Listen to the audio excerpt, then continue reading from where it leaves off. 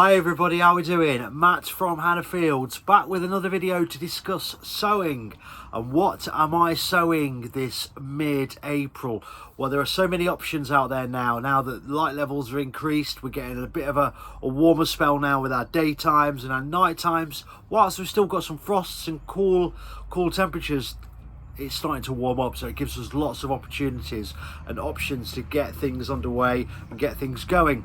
So I just thought I'd go over some of the seeds that I sow at this time of year based on when I want vegetables to be ready and what sort of foods I want to be eating at the time of year they come ready. So one of the things I always try and encourage people is to eat as seasonal as possible, and that's eating vegetables and fruits at their optimal time of the year.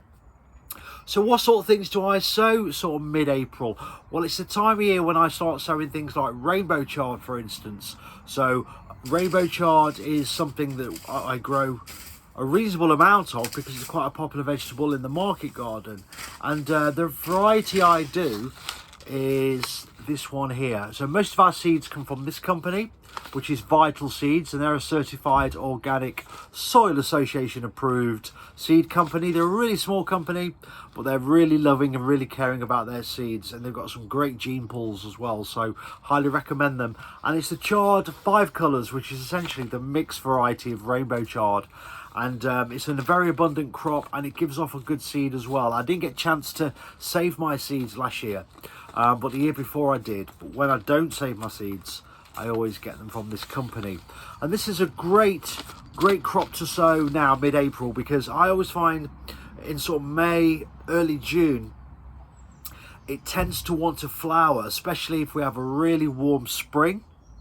And that can cause, you know, chard to sort of get a bit stressed, especially if you sow it like early March, mid-February, in that sort of early sort of sowing window. I find that sometimes it goes to seed, so leave it a bit later, sort of mid to late April, and you'll get plenty of harvest throughout the whole year, and it will harvest even over the winter and into this time. I'm still harvesting chard now, which I sowed April last year, and it's an abundant crop, and it's actually in the top 5 most nutritionally dense foods in the world. If you check out the nutritional density of chard, it's pretty amazing, and it's quite versatile. So rainbow chard is one I recommend. I also go with a batch of parsley. So this is muscule parsley, which is what I sow, and it's nice and frilly, and yeah, it's a great herb to have, especially as you go into sort of like the summertime. But on this one, I don't tend to sow it again now until sort of autumn. So just to give you a heads up, I find if I sow it sort of May, June time, it tends to flower for some reason. I think that's its main flowering window, so just a little heads up on that. Another thing I tend to sow now is my batch of kale for the majority of this year. So I always sow dwarf green, which is like the little curly variety, and I also sow this variety, which I find is a little bit more earthy, which is the Calanero di Cosca variety, which is really nice. And again, these are all from Vital Seeds. And I find if I sow sort of kale now, by the time I'm planting it out sort of mid-May, it gives me a nice crop throughout the summer. And it tends to withstand the heat as well if you sow it out at that time of year. I find, you know, sometimes it can bolt, but yeah, mid-April for that. And I always introduce basil now, anytime sort of mid-April to sort of late April. And the variety that I'm going to be growing is this variety here. It's quite sweet and tender. It's almost like a Thai basil, and I do one sowing, and that tends to last me throughout the year, all the way through till October pretty much. And if you do like a continuous crop and you use a lot of it, sow it every 3 or 4 weeks, and just make sure that you're picking and you're harvesting it. And any flowers you get on your basil as you are harvesting, take them out, and it'll encourage side shoots, and your basil plants will just last that little bit longer.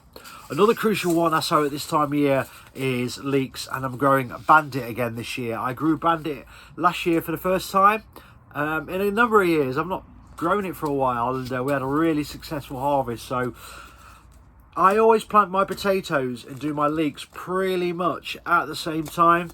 So I planted our potatoes, our Charlotte potatoes, 4 days ago, and I'm sowing the leeks today. And what will happen is when the potatoes are ready, the leeks will have had, you know, a couple of 3 months of maturity, and they'll go in the ground as semi-mature leek plants. So just to give you a little heads up, if you're doing your first early potatoes, sow your leeks at the same time. When they're ready to be harvested, these will be ready to follow them on.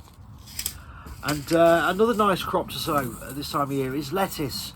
Always have your lettuce on continuous. I tend to sow lettuce mid-February, and then I sow it mid-April, and then maybe one in June, and then we sow out crops for overwintering in September. So that's kind of my 4 windows really for lettuce. And there are other things that you could be sowing as well, not necessarily things I'm sowing, but you could be. If you're interested in sowing brassicas, you could be sowing some cauliflower now, and that'll give you a nice harvest as you get into mid to late summer. The same with cabbages. If you sow some nice, you know, sort of pointy cabbages, or even some red ones. I'd probably stay away from the sort of Savoy cabbages until we get into autumn time, because they tend to do better, I think, over that period. But cabbages, you could be sowing, you know, headed broccoli calabrese now if you want to be doing that. And there's still time to get your peas in. If you want to sow some peas, you'll get a nice little pea harvest as we get into the sort of midsummer. And yeah, any other brassicas really. You can still be sowing turnips. You've just got a window for turnips, and maybe some kohlrabi if you want to go down that level. Spring onions you can be sowing as well. I tend to sow them every 4 to 6 weeks for a continuous harvest. And yeah, even spinach. You know, if you don't sow true spinach, you can get some perpetual varieties that will withstand a bit more heat, i.e., you know, withstand bolting in the summer. So you could be looking at spinach. And you've just got enough time to sow some tomatoes, I would say now. I won't leave it any later than sort of mid-April. I would be sowing them sort of mid-March to mid-April. That's your window to make sure that you get a nice glut of tomatoes as you get into June, July through to November. So yeah, that's just some ideas of the seeds I'm sowing. And in terms of the trays I use, I tend to use like these 60 trays for a lot of crops. I always find that you know, a tray like this has enough soil, especially if I'm sort of doing single seeds like, you know, rainbow chard and cabbages and kales, for instance. I'll sort of do a tray like this. I mean, there's no reason why you can't go one slightly bigger and do a tray like this. Sometimes I do that, so I'll do, you know, sort of calabrese or something. I'll do 2 or 3 seeds per cell, and you know, I'll pick the strongest, take the 2 weakest ones out, leave the strongest one in, and let them grow on in that. But like I say, these kind of trays are optimal. Anything apart from sort of beans or even squash, these sort of 60 trays is more than optimal for starting your seedlings off. And then if you're not going to plant them out within 4 weeks, you can always move them onto a tray like this, you know, or even something bigger like this if you need to. So you've got plenty of tray options there. So just some ideas of seeds you could be sowing mid-April. I hope you find this video useful. Please feel free to like, share and subscribe to this channel, and I look forward to seeing you on the next video. Lots of love. Take care. Have a good day.